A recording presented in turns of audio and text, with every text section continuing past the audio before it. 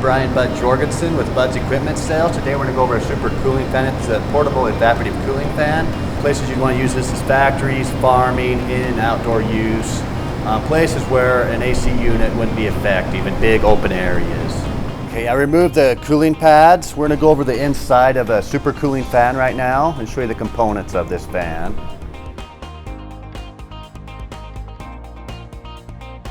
This is where your water comes in. It's actually got a float, so when it gets so full it actually shuts off. And also a cool feature is that this has a limit switch, so when it gets too low it'll actually shut our water pump off so we don't burn it up. This is a hole for our water out valve.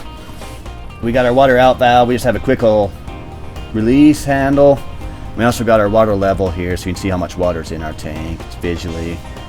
We got heavy duty nylon blades which have been calibrated using a calibration machine. Precision balance these blades. You don't have less vibration and noise. It's mounted to a direct motor.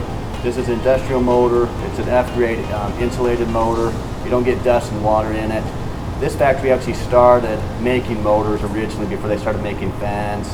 They made it for the industry lathe and mill motors, very high grade motors. As you can see here we have a stainless steel bent up frame, which actually is very rigid, so you don't have any movement or vibration once again, very smooth and strong. We got PVC pipe, very simple, just drilled holes in it. We also have a reflective plate to keep the water on our cooling pads.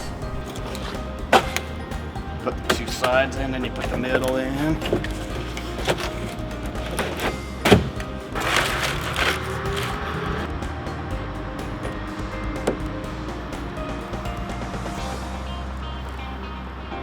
The cooling pads come standard. They actually have a coating on them, which actually works better in your dusty, dringy environments. Helps keep the stuff from sticking. Actually just kind of keeps it flowing down into the water. These pads last 3 to 5 years. Going over the super cooling fans, the control panel, we got our e-stop. Shut the power off, turn it back on. We see you have power now to it.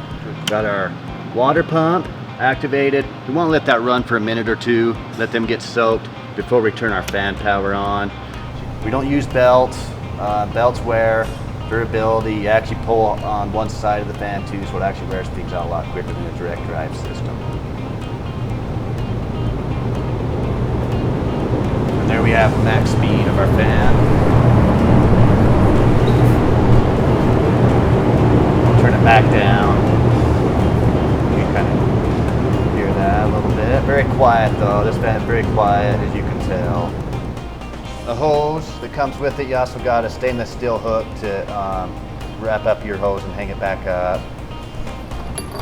Move that. As you can see, you also got an ice cube entrance. So you can dump your ice cubes into here to better cool your shop, a little more cooling effect.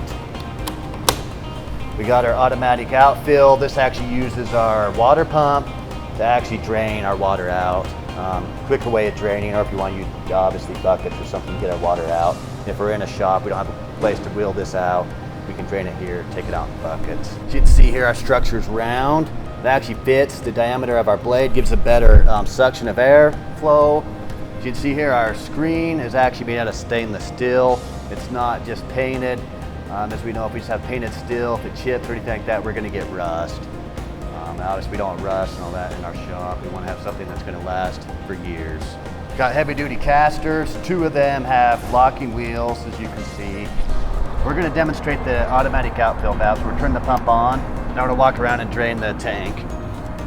And we're doing this through the pump motor. The water pump motor's pumping the water out for us right now. Once we're outside, I'm going to go ahead and show you just the valve on the bottom so you can just drain it. I do want to do this every 3 days. That keeps the tank clean, all the dirt out. We don't want to keep this too dirty. We don't want that getting into our water pump motor and doing damage to our pump. We also want clean air we're breathing and stuff like that. So cleaning the water is better for everybody. Okay, we're going to conduct a test real quick. As you can see here, we're at 30 foot tall ceilings, 33,000 square foot building. We're going to conduct this test in. We're just getting water out of the faucet. Right now I can't get it super cold. We're about lukewarm water. We're going to run the first test that way. The second one, we're going to add ice cubes and see the differences in them, so you guys can see how effective these super cooling fans are.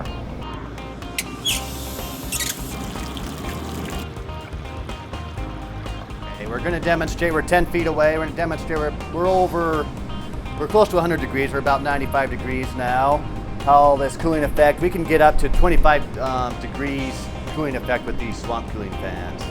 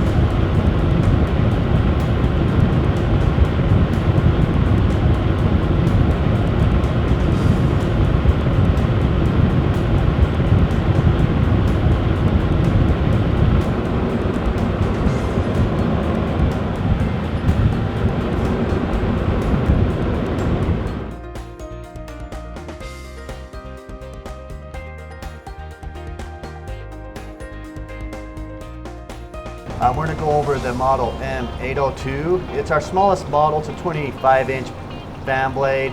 We make up to a 50-inch, just so you know. Has the same controls. What you're added here is electric shutters. You can see a switch right here where we turn them on. I don't have water in here, but I'm also going to turn my fan on to demonstrate how this works with shutters.